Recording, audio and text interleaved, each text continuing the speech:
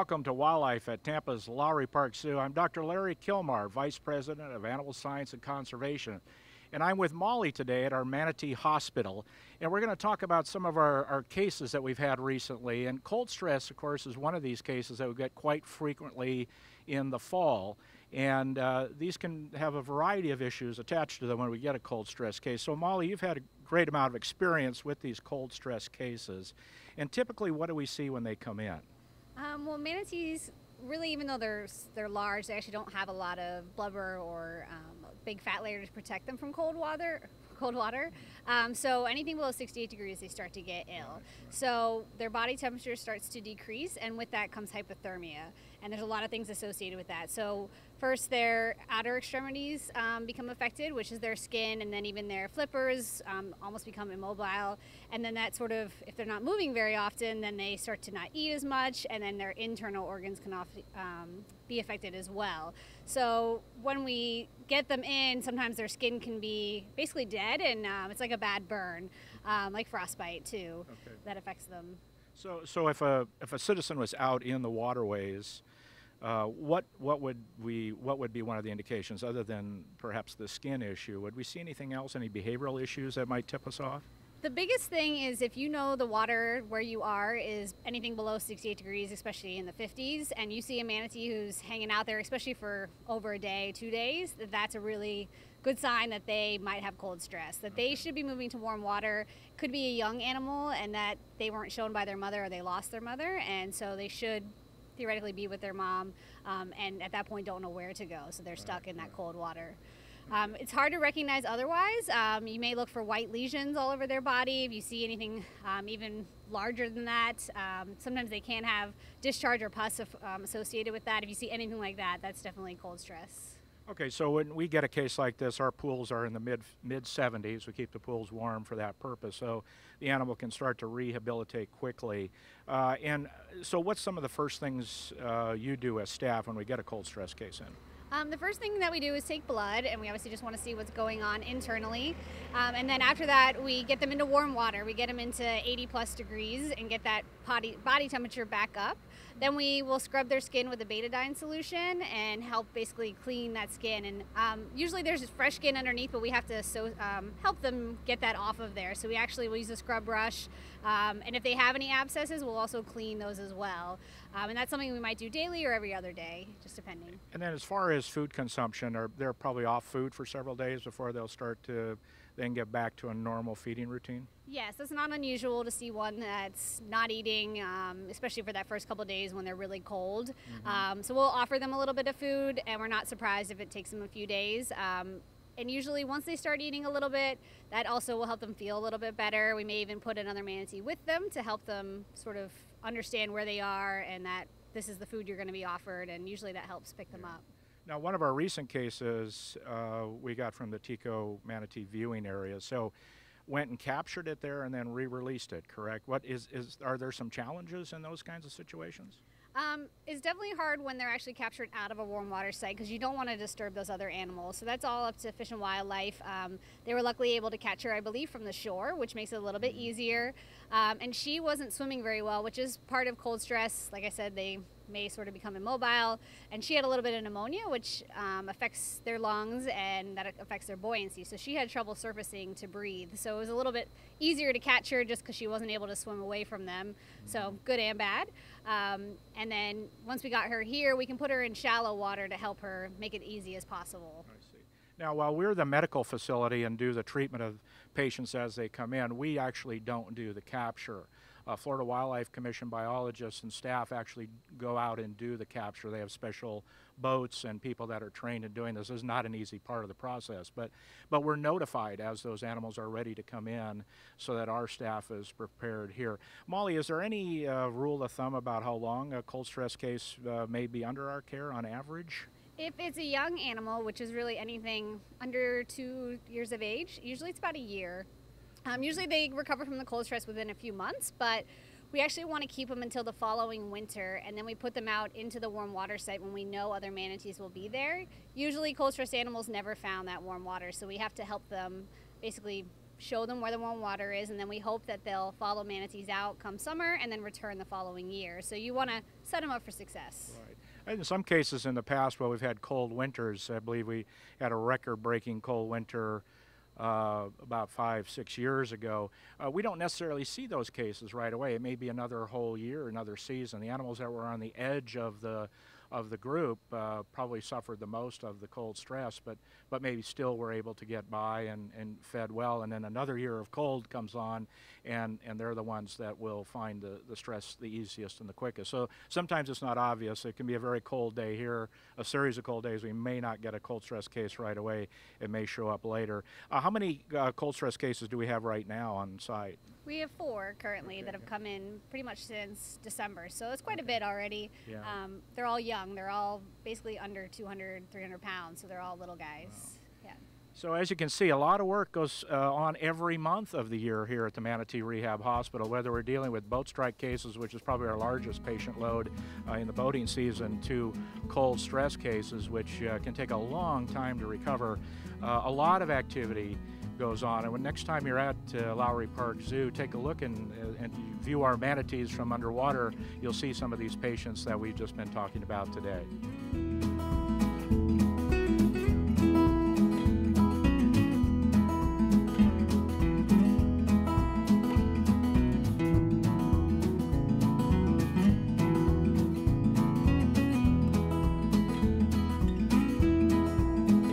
We're at the elephant exhibit at our brand new training wall that you can see from the public side, and with Maura, one of our training specialists in the elephant area. And Maura, let's talk about this new opportunity we have for the public. So we're actually taking the training and moving it from the barn out to the public now, so that people can see how you do this training. So talk about some of the challenges in just doing that and just getting this on the public side. Well, the animals weren't exactly used to us working with them out here, so there was a little give and take with getting the animals to approach us in this area in general. But not only that, we have this new speaker system, so we're amplified now, so everyone is able to hear us, which is fantastic. Great education opportunities for us. But that also took a little bit of getting used to for the elephants to hear us on a different scale, I guess. So many of you haven't seen how we train elephants except on this show. We've showed a detailed program several years ago about how we go through the different training. So we've now created a wall here that you can see that allows the staff to do this safely, show exactly the same behaviors, so the general public now understands what goes into training elephants under protected contact, positive reinforcement, which is really the key to our program. We're one of the few institutions in the country that has perfected this training, and it's certainly beneficial to the elephants. And what are some of the behaviors that you demonstrate during this this show? Typically, we're going to show the guests how we take care of the animals on a day-to-day basis. So we run through the daily elephant assessment, which is something we do every single day on all 6 of our animals. So there's a handful of behaviors in order for us to look over every single square inch of their body, including an oral exam. We have them open their mouth. We take a look at their teeth and their tongue. We can do an eye exam. We take a look at the backs of their ears, where we do their voluntary blood samples. And we look at their feet. Foot care is very, very important for elephants, so essentially we're able to give them weekly pedicures if we need to maintain their foot care. So we're taking some of the mystery out of how you manage elephants in captivity, and again, as Maura said, showing you the whole palette of what we do on a daily basis to manage this very important collection. Now, this is a 2-person process, right? We have one person that does the training and one person that does the talking. It's also part of our safety protocol, correct? It is. Whenever we interact with one of our animals, we do have a second elephant-trained person there to maintain our safety protocols. But it is a great opportunity for us to engage the public. So that person is there obviously for our safety, but also to give some attention to the guests and enlighten them on what we really are doing. Have you had an opportunity to run all the elephants through this training situation here? We have. Every single one, including the 2 calves, come out for the program. We have some animals who are a little bit more sensitive to the speaker system and are taking a little bit more time to adjust, but that's the beauty of this program. We let the animals control the progress, so those that are taking a little bit more time, we work with them through it. And we do this once a day, correct? Correct. Once a day at 11:30. We will be out here 7 days a week. Okay, so next time you're at Lowry Park, check your program for the time, and once a day we do a training session I think you'll be very interested in seeing.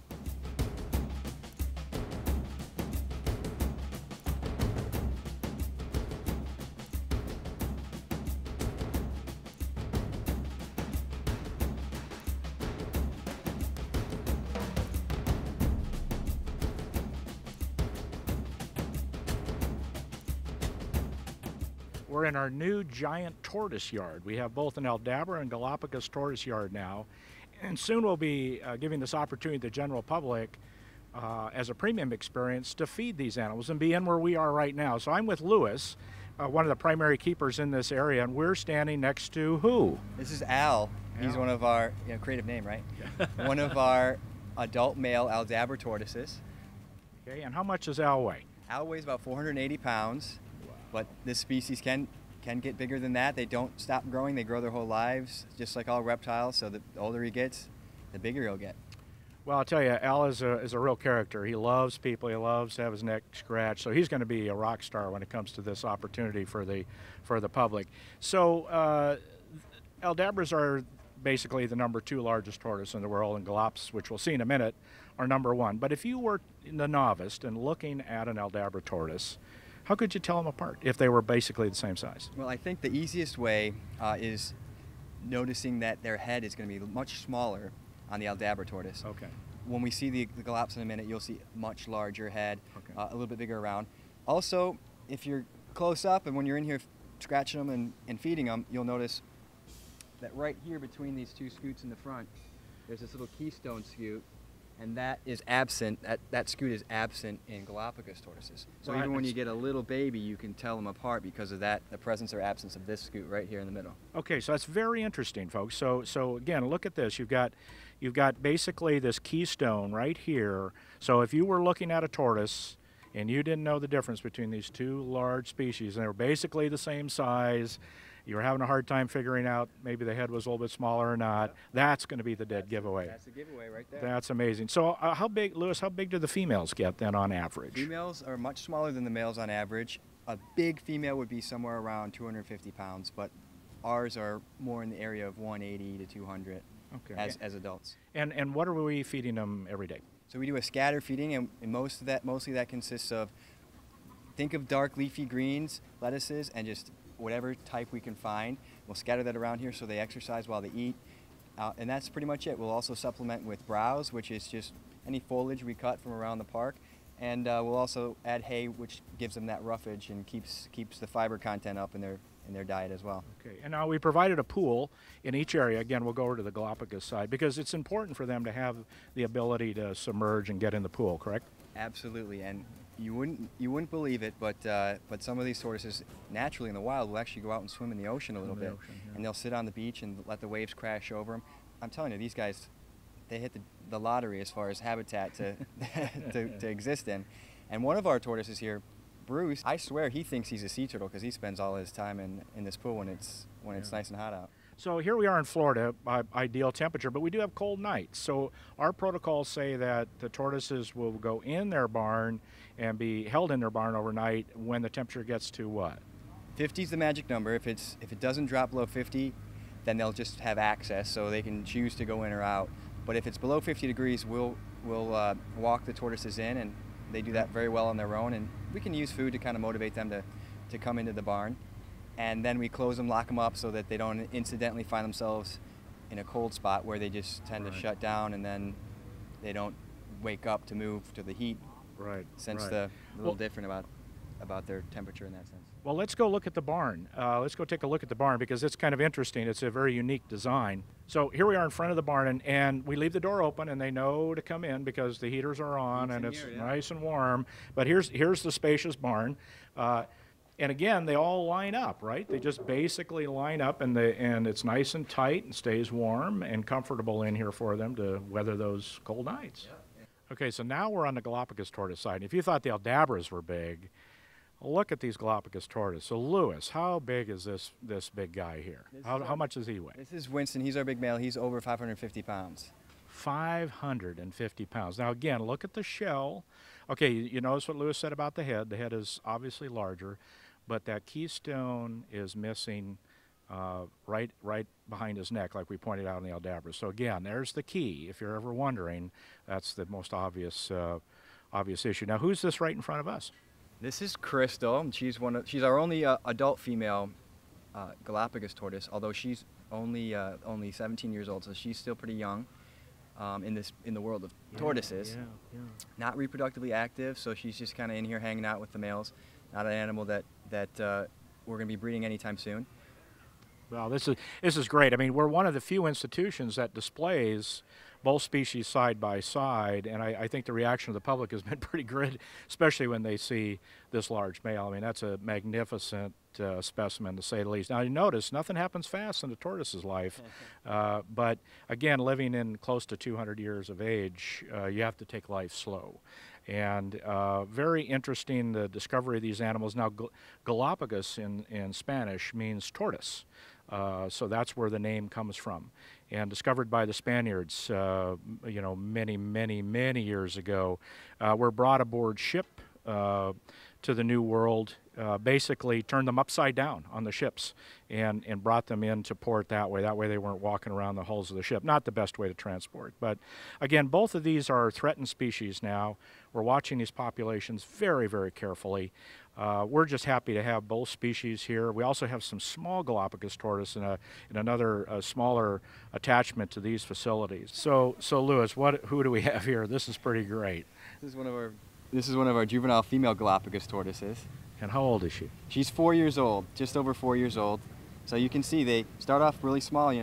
Think about something a little bit bigger than a golf ball, and in just a few short years they're already this big, and given enough time, they'll be as big as the tortoises we just saw a minute ago. Species that needs a lot of work. We're part of this program now. We feel very honored to be able to have both of these species to show the public, but we probably won't be around to see her get up to the 500-pound level, will we? I don't think so. Well, she's a female, so she won't get quite that large, but no, she's got a good 175 years, left to share this experience with people. So. Well, there you go. I mean, as animal care folks, we wonder how many keepers will a giant tortoise have in its lifetime. Could be several. See, they love attention.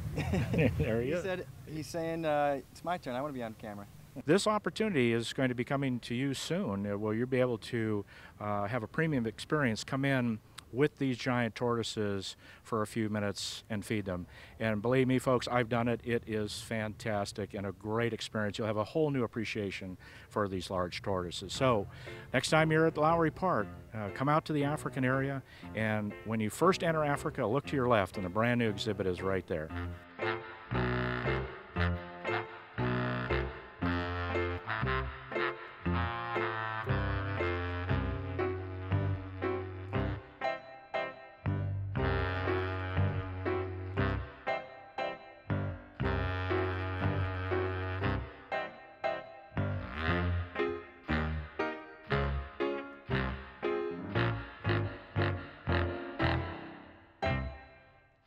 We're at the ZooVentures Theatre, and before I forget, if you haven't seen the show for a while, you need to come down and see it. It is great.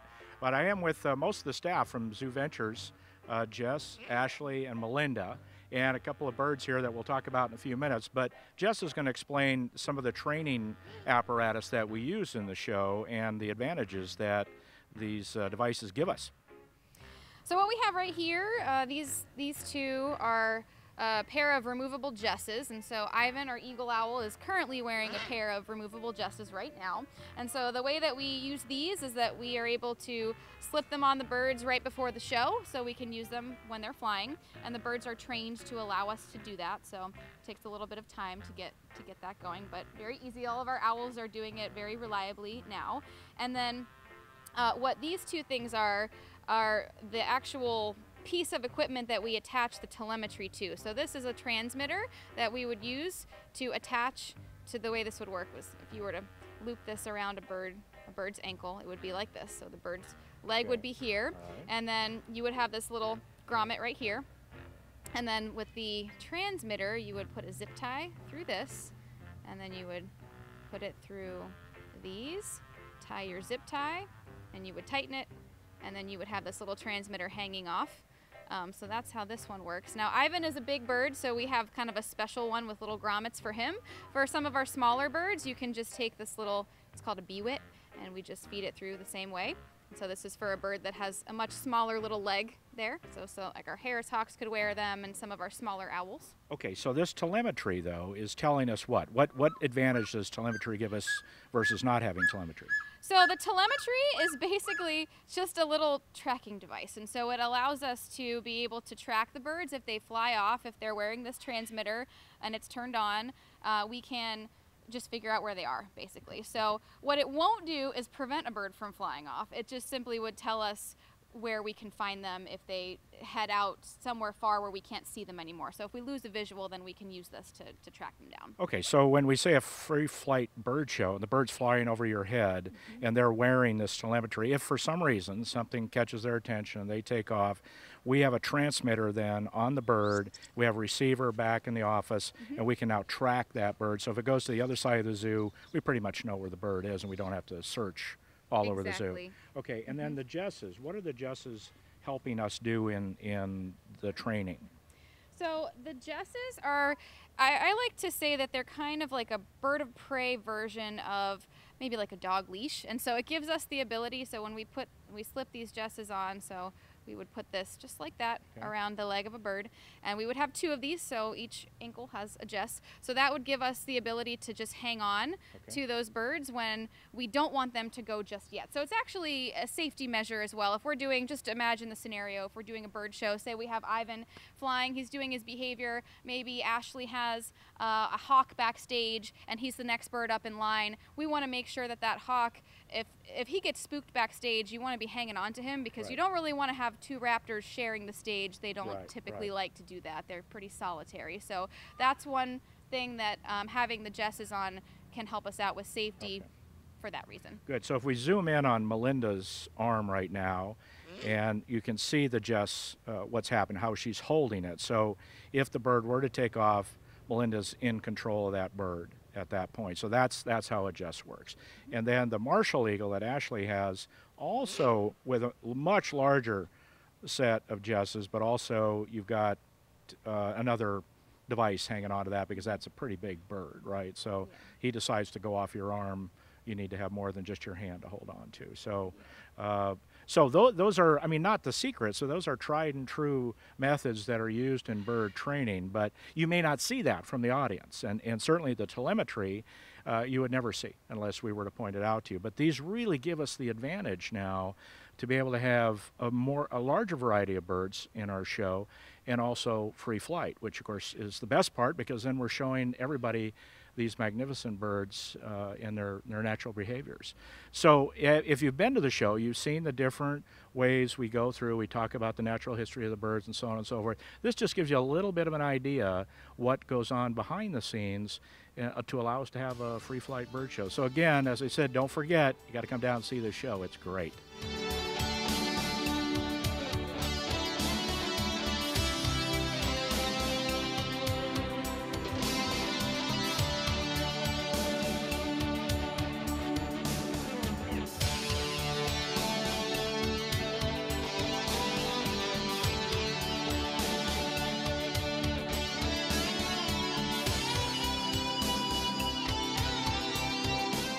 Thank you for joining us today. As you can see, there's something always happening at Tampa's Lowry Park Zoo.